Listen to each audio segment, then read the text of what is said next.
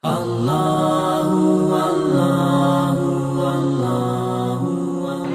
alhamdulillah pada tanggal 31 hari Selasa ya, saya sudah divaksin dan tidak ada reaksi yang tidak kita harapkan. Artinya kita tetap tenang, tidak terjadi apa-apa.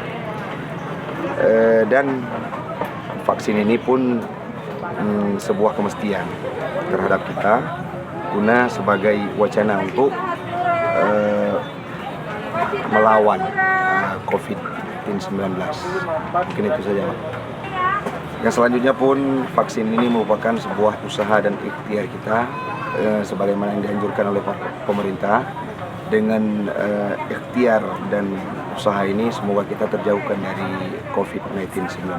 Apabila di perjalanan dibutuhkan, apalagi di tempat yang sudah diinstruksikan untuk PPKM, bisa ditunjukkan bahwa kita sudah melakukan vaksinasi. Jadi tidak ada kendala insyaallah.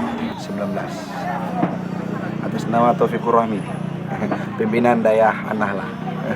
Ya, kepada seluruh warga dimanapun Anda berada, marilah sama-sama kita melakukan vaksinasi untuk menjaga terjauhkan kita dari COVID-19.